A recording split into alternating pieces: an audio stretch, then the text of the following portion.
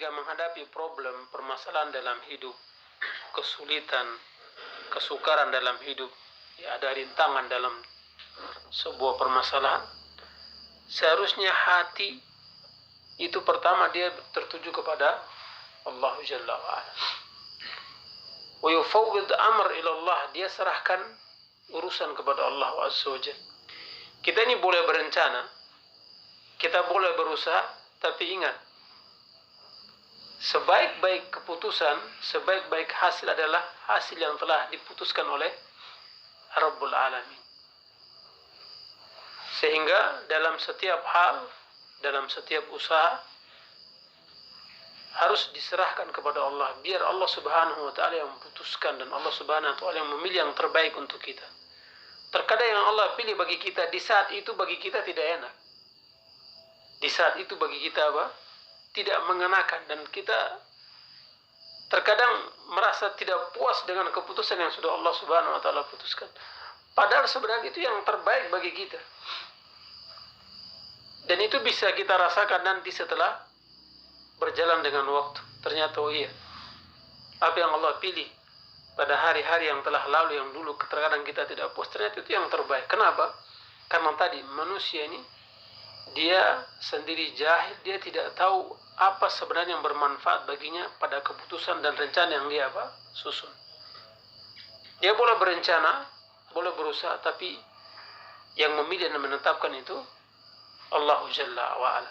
Wa rabbuka yakhluqu ma yasha'u wa yakhtar ma kana lahumul khiyar. Allah Rabbmu yang mencipta dan dia yang memilih.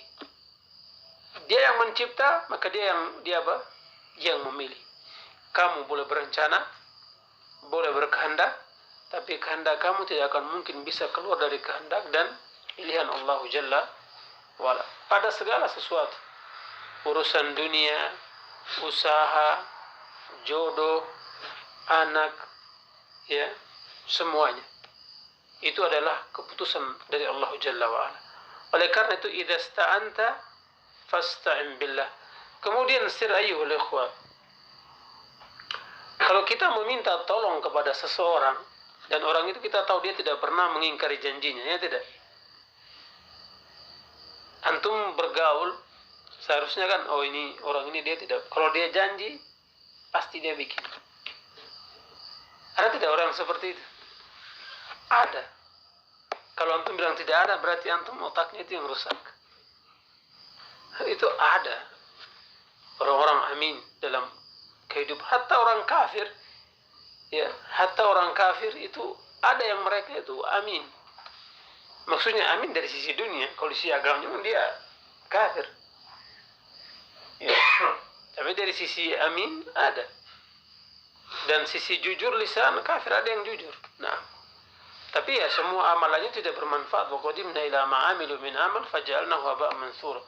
Karena dia kehilangan pondasi daripada ibadah kebaikan itu tauhid dan Islam. Baik, manusia kita kembali. Kalau kita minta tolong kepada seseorang dan kita tahu dia ketika berjanji dia tidak akan mengingkari, itu apa yang kita rasakan dalam hati? Kepercayaan kita berikan secara totalitas, karena kita tahu dia tidak akan pernah berkhianat. Ya seharusnya seperti itu. Kalau antum sudah percaya sama orang dan dia tidak pernah mengingkari janji, berikan kepercayaan. Itu kalau manusia sama manusia. Terus bagaimana kalau Allah Jalla wa'ala, yang sering Allah ulang dalam ayatnya, innallaha la yukhliful mi'ad. Allah Subhanahu wa ta'ala tidak pernah menyelisih janji. Jadi maksudnya apa? Maksudnya ketika kita sudah berdoa kepada Allah, meminta tolong kepada Allah pada urusan yang kita hadapi, pada rintangan, maka serahkan kepercayaan itu kepadanya. Serahkan kepada Allah. Dan hawa kita, hawa nafsu, keinginan, orang Arab mengatakan lihawan nufusi sariratun la tu'lamu kam hara fiha alimun mutakallimu. Jiwa ini dia punya hawa. Tahu hawa? Hawa itu adalah sesuatu, bukan hawa. Hawa itu adalah sesuatu yang menyeret manusia. Kalau dalam bahasa Arab, summiyal hawa hawa, li'annahu yahwi bisahibi, karena dia menyeret manusia itu hawa itu. Dalam jiwa manusia itu ada hawa yang menyeret dia. Ada yang menyeret dia menurut kemauan hawa tersebut. Hawa manusia ini dalam jiwa manusia la tu'lamu, tidak ada yang tahu. Kam hara fiha alimun mutakallimu, orang yang cerdas saja dia sendiri bingung. Jangankan untuk mengukur dan menilai hawa nafsu dan mengendalikan hawa nafsu orang lain, untuk kendalikan hawa nafsunya sendiri nggak mampu. Yang alim muttaqi, dia tidak bisa mengekang hawa nafsunya dengan 100%. Nah, dia bisa mengekang hawa nafsunya, tapi dia adalah manusia. Tetap dia satu saat akan tergelincir dalam dosa, kecuali para anbiya. Ya, wal hukum ma'al ghalib, hukum itu bersama kebanyakan. Kalau banyaknya dia ikut hawa nafsunya, berarti dia sahibul hawa. Kalau kebanyakannya dia bisa mengekang hawa nafsunya, berarti dia taqi saleh. Dan tergelincir itu hal biasa. Ya, keliru itu adalah hal biasa bagi manusia. Maksudnya memang manusia itu tempat untuk keliru. Taib. Jadi terkadang kita ketika sudah berdoa meminta tolong kepada Allah, maka serahkan kepercayaan secara totalitas kepada Allah, biar Allah yang pilih. Ya, jangan kemudian kita sudah berdoa meminta, sudah kita serahkan, tapi kita maunya ini saja. Pas Allah pilih berseberangan dengan apa yang kita inginkan, kecewa minta ampun, akhirnya tinggalkan din, tinggalkan beribadah. Ada tidak? Ada. Itu yang Allah Subhanahu wa taala sebutkan, wa minan nas man ya'budullaha ala harf, fa in asabahu khairun itma'anna bihi wa in asabathu fitnatun inqalaba ala wajhi khasira ad-dunya wal akhirah. Ada manusia yang beribadah kepada Allah itu seperti orang berdiri di tepi jurang seperti ini.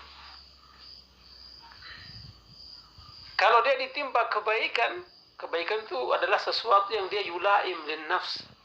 Dia cocok dengan keinginan manusia.